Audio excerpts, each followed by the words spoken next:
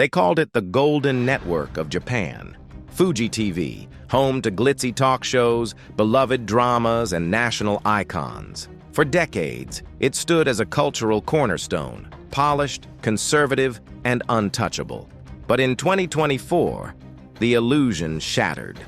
What began as whispers from within the studio walls spiraled into a full-blown national scandal. Allegations of sexual harassment, abuse of power, and a toxic boys' club culture shook the country and marked the moment Japan's long-silenced Me Too reckoning hit its mainstream. Stay with us as we unravel what really happened inside Fuji TV and how one of Japan's most powerful media giants tried to keep it all hidden. Comment your thoughts below. Do you think this is the beginning of real change in Japan's media world? Setting the stage.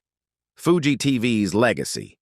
Fuji Television, or Fuji TV, isn't just a TV network, it's an institution. Launched in 1959 and headquartered in Tokyo's Odaiba district, it has broadcast some of the country's most iconic shows: Iron Chef, Hey Hey Hey, Music Champ, and countless dramas that define generations. With over 1,200 employees and deep ties to Japan's elite advertising firms, talent agencies, and politicians, Fuji TV has long been part of the old guard, known for its strict hierarchy, internal loyalty, and silence. But beneath the gleaming glass building and flashy ratings wars, something darker had been brewing for years. The breaking point. What sparked the scandal? In February 2024, a former female staffer, known under the pseudonym Emmy, published a long-form blog post detailing her experience at Fuji TV. The allegations were chilling. From my very first week, I was told not to make waves. When a producer made unwanted advances after a rap party, I was told it was just how the industry works. When I tried to file a complaint, I was moved to a less visible department and eventually pushed out. Within hours, the post went viral on Japanese social media platforms like X, formerly Twitter, and Line. But what shocked the public even more?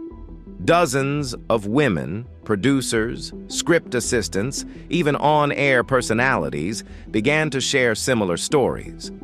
This wasn't a one-off. This was a pattern: news coverage and internal fallout.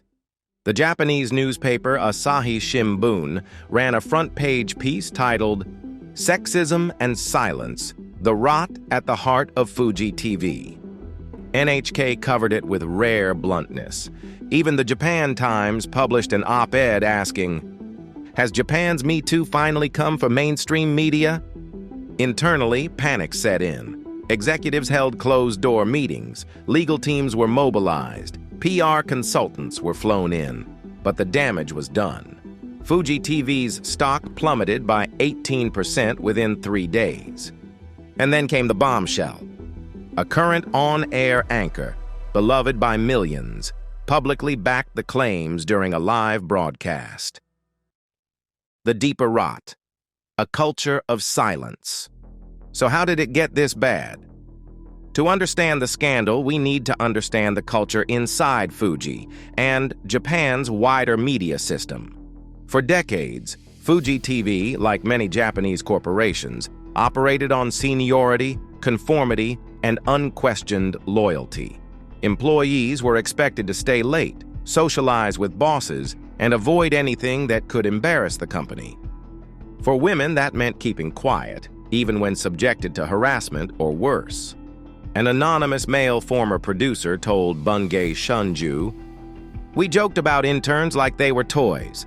We thought it was harmless. Looking back, it was sick." One female editor who left in 2021 recalled being asked at a job interview, "Are you comfortable with working in an all-male team? You'll have to be tough." That team later nicknamed her Ice Queen because she didn't laugh at sexual jokes. The psychology of power and the idol culture link. What made this scandal even more complex was Fuji TV's long-standing relationship with Japan's idol culture, where young women are groomed into stardom, often controlled by male executives and agencies.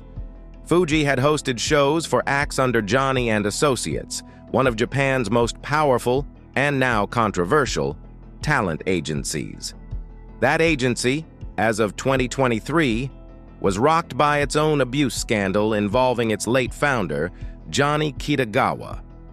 Many are now drawing a direct line: idle exploitation, gender-based power games, and a media ecosystem that profited from both.